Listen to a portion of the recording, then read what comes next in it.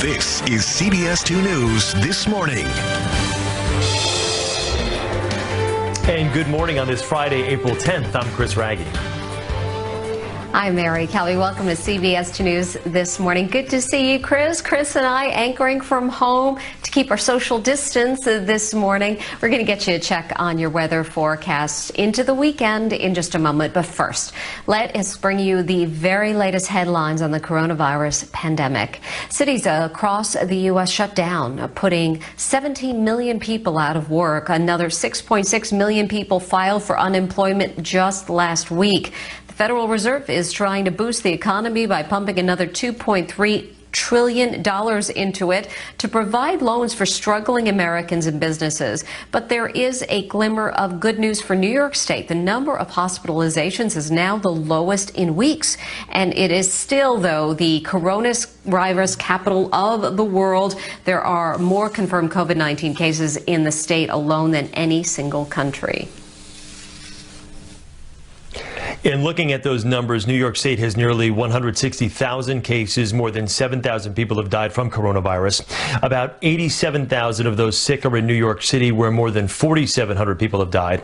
In New Jersey, there are now 51,000 COVID-19 cases and 1,700 deaths. And in Connecticut, they now have 9,700 confirmed cases and 380 deaths in the state of Connecticut. Lots more to cover for you here as we continue to cover this pandemic on CBS 2 News This Morning. We'll get back to Mary Kelly in just a couple of moments as well. But first, let's talk a little weather and bring in John Elliott from his home in Essex County, New Jersey this morning. John, good to have you with us.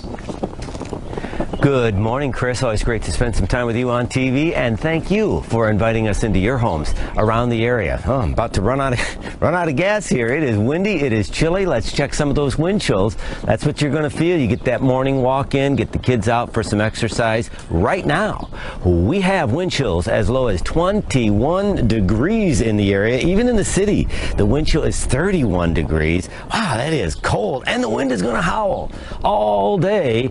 I'll show you the radar. I've got brilliant skies here. It's going to be bright blue, but there's a little bit of snow.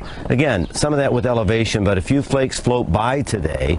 We will see a mix of sun and clouds today, but the wind is going to stick around today. Your high of 51, academic, in the sense that with that wind, 25, 35 mile an hour wind gusts, it will never feel that warm. So, layer up, get ready for it. We're ready with more weather. We'll have that in a bit. Right now, though, right back to Chris.